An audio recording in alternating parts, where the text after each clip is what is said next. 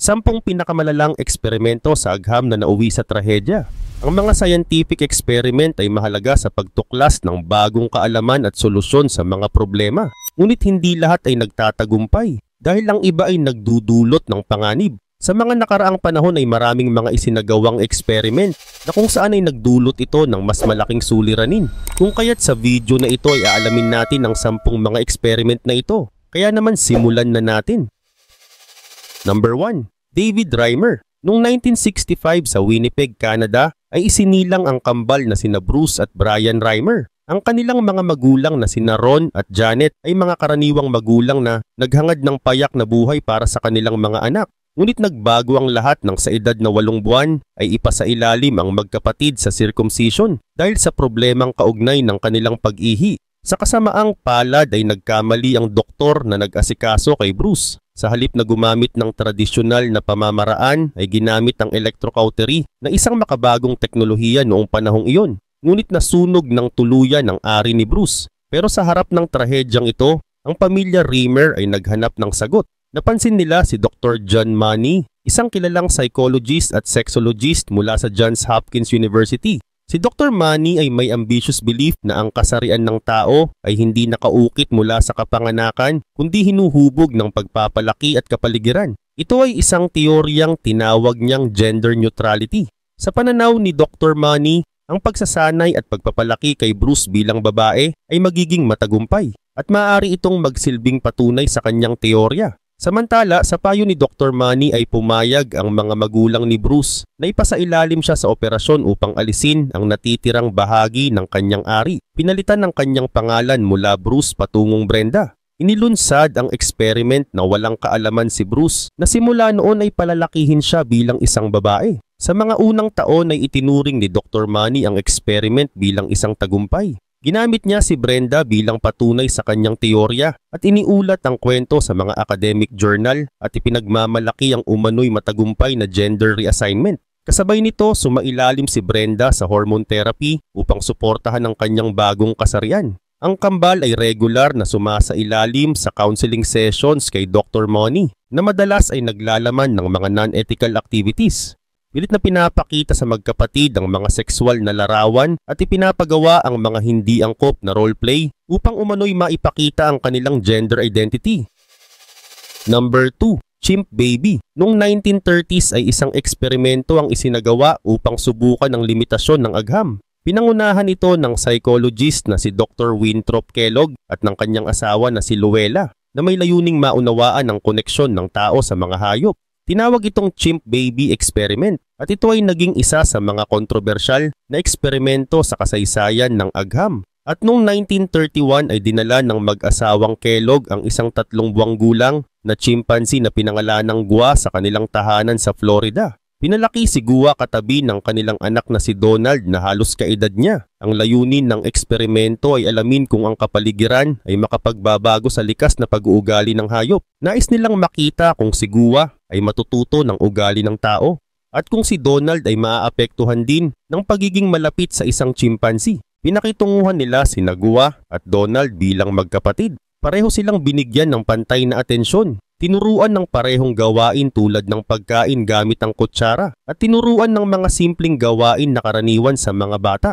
Sa mga unang buwan ay mukhang matagumpay ang eksperimento. Si Gua ay natutong gumamit ng mga utensils, maglaro ng laruan at magpakita ng emosyon tulad ng tao. Siya ay naging masayahin at magiliw sa pamilya. Si Donald naman ay mukhang masaya rin at tila walang nakikitang pagkakaiba sa pagitan nila ni Gua. Sa puntong ito ay naisip ni na Dr. Kellogg na posible ang kanilang teorya. Ngunit habang lumilipas ang mga buwan ay napansin ni na Dr. Kellogg ang mga hindi inaasahang pagbabago. Sa halip na matutunan ni Gua ang pagiging tao ay mas naapektuhan si Donald. Nagsimula siyang gayahin ang ilang kilos ni Gua tulad ng paggawa ng tunog na parang chimpanzee. Mas naging agresibo rin si Donald at tila unti-unting nababawasan ang kanyang normal na asal bilang tao.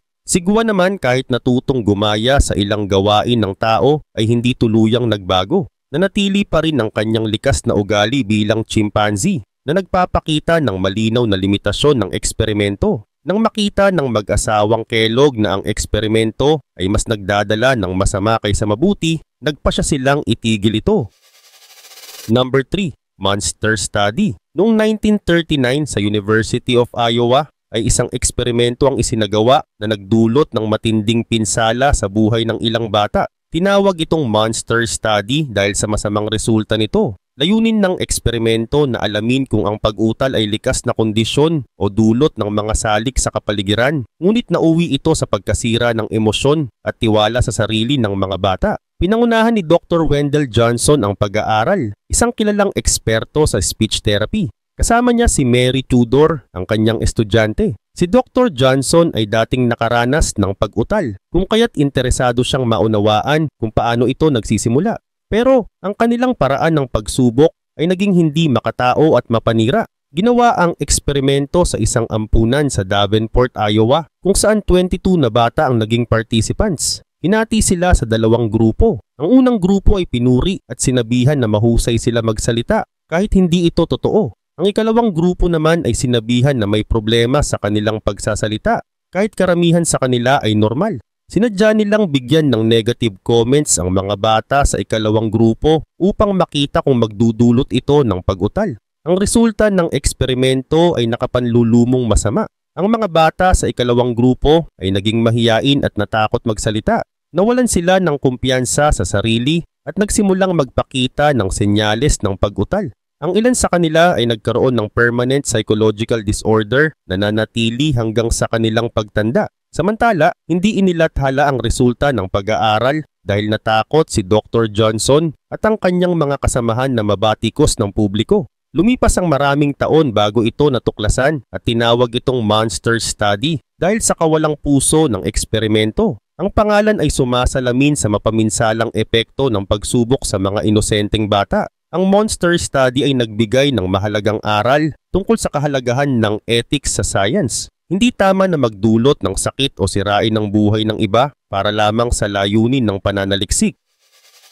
Number 4, Tusko. Noong 1962 ay isang trahedya ang naganap sa Oklahoma City Zoo sa Amerika. Si Tusko, isang malaki at maamo na elepante, ay naging bahagi ng isang experiment na naglayong pag-aralan ng epekto ng LSD, isang gamot na nakakaapekto sa utak. Sa kasamaang palad ay nauwi ito sa kanyang pagkamatay at naging aral para sa mundo ng science. Ang experiment ay isinagawa ng dalawang sayantipiko na sina Dr. Louis Jolion West at Chester M. Pierce. Gusto nilang malaman kung ano ang koneksyon ng LSD sa kondisyon ng mga lalaking elepante na tinatawag na mast. Ang mast ay isang panahon ng pagiging agresibo ng mga elepante na noon ay hindi pa gaanong nauunawaan. Inisip nila na ang paggamit ng LSD ay makakapagbigay ng sagot sa mga tanong tungkol dito. Kaugnay nito, noong August 3, 1962, si Tusko ay tinurukan ng LSD sa harap ng mga mananaliksik. Ang gamot na ibinigay sa kanya ay napakalaki ng dose, halos 1,000 na beses na mas mataas kaysa sa karaniwang ginagamit sa tao. Ilang minuto pa lamang matapos matanggap ang gamot ay nagsimula ng magbago ang kilos ni Tusko.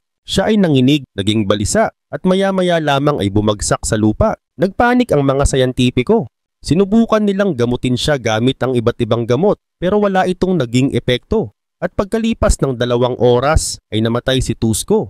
Ang experiment na dapat sana'y magpapalawak ng kaalaman ay naging sanhi ng isang malagim na trahedya. Samantala, ang pangunahing dahilan ng pagkakamali ay ang sobrang taas na dose ng gamot na ibinigay kay Tusko. Hindi inisip ng mga sayantipiko na ang katawan ng elepante ay maaring hindi kayanin ng ganitong klaseng eksperimento. Wala rin silang sapat na kaalaman tungkol sa epekto ng LSD sa mga malalaking hayop tulad ni Tusko. Ang kawalan ng maingat na pagpaplano at pagsusuri ay naging sanhi ng kanyang kamatayan. Ang nangyari kay Tusko ay nag-iwan ng malaking aral sa mundo ng agham. Naging mas mahigpit ang mga patakaran sa paggamit ng mga hayop sa mga eksperiment. Kinakailangan na ngayon ang masusing pag-aaral bago isagawa ang ganitong mga pagsubok upang matiyak ang kaligtasan ng mga hayop.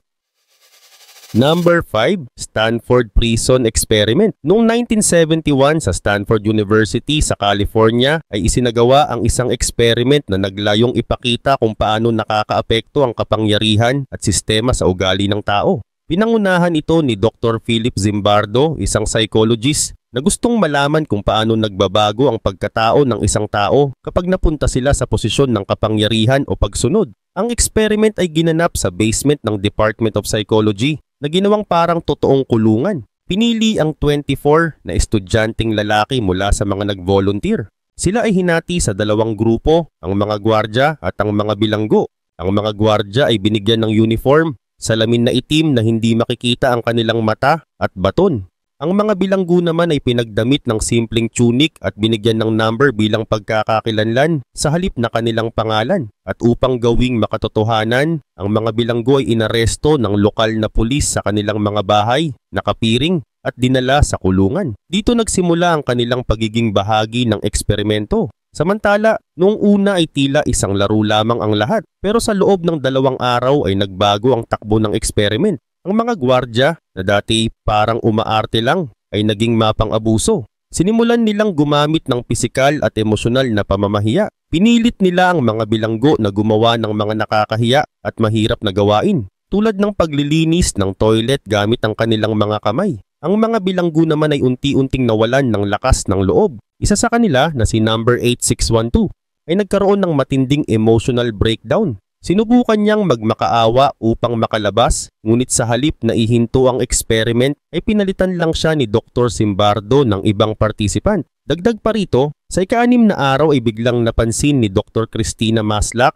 kasintahan ni Zimbardo ang nangyayari. Nakita niya kung gaano kalupit ang pagtrato sa mga kalahok at sinabi kay Zimbardo, "Bakit mo ginagawa ito sa kanila?" Dahil sa tanong na ito ay nagising si Zimbardo at napagtanto ang epekto ng eksperimento. Kaagad niyang itinigil ang proyekto, 6 na araw lamang mula nang ito'y magsimula.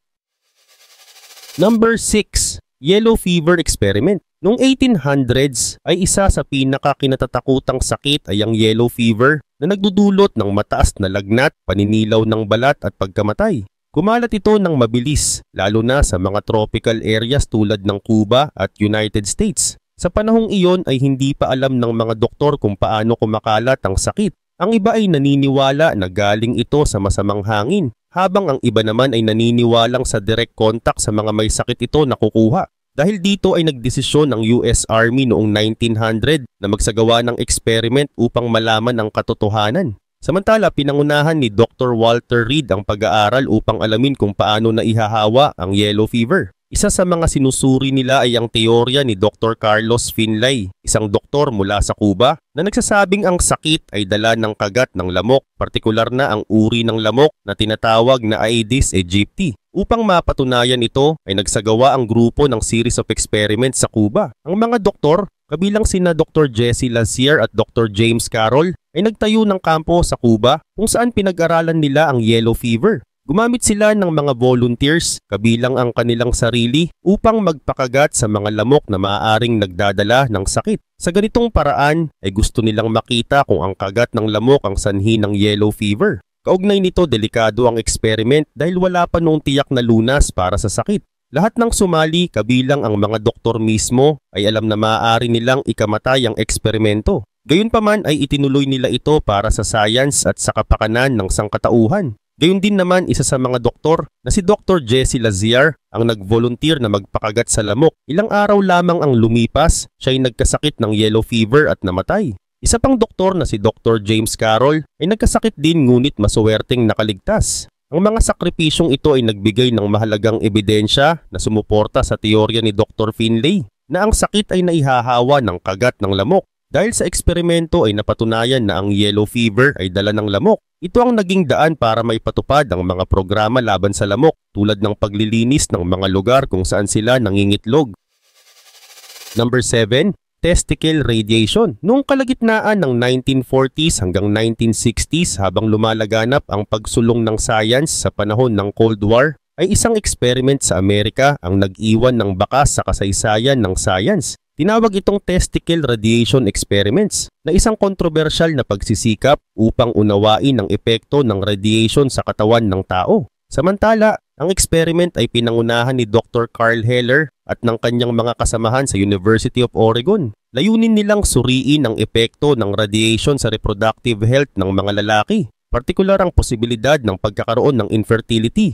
Ang proyektong ito ay bahagi ng mas malawak na pag-aaral ng gobyerno ng United States upang alamin ang mga potensyal na panganib ng radiation sa mga manggagawa sa nuclear industry at mga sundalo. Sa ilalim ng impluwensya ng takot sa Cold War, ay naging aggressive ang gobyerno sa pagkolekta ng impormasyon tungkol sa radiation. Subalit ang kanilang mga hakbang ay madalas na hindi ethical at nagdulot ito ng mapaminsalang resulta. Gayun din naman, isinagawa ang experiment sa Oregon State Penitentiary na isang kulungan na nagsilbing testing ground para sa proyekto. Ang mga preso ang ginawang test subject na inalok ng mga incentives tulad ng dagdag na kita, free healthcare at maagang paglaya. Ang mga offers na ito ay kaakit-akit para sa mga preso, ngunit karamihan sa kanila ay walang sapat na kaalaman tungkol sa panganib na kanilang haharapin. Sa experiment ay direktang inilantad ang testicles ng mga preso sa mataas na antas ng radiation gamit ang X-ray machines. Ang session ay tumatagal mula ilang minuto hanggang ilang oras. Matapos ang exposure, ang ilan sa mga preso ay sumailalim sa operasyon upang kunin ang kanilang mga testicular tissues para sa masusing pag-aaral. Ang mga data na nakolekta ay ginamit upang maunawaan kung paano nakakaapekto ang radiation sa sperm count, fertility at structure ng reproductive organs. Sa ngalan ng science, ang mga preso ay isinakripisyo ng walang sapat na proteksyon o wastong pahintulot. Sa kabila nito ay maraming preso ang nagdusa mula sa matinding sakit, pagkapaso sa balat at kawalan ng kakayahang magkaanak. Ang iba ay nagkaroon ng cancer at iba pang malubhang karamdaman dulot ng radiation.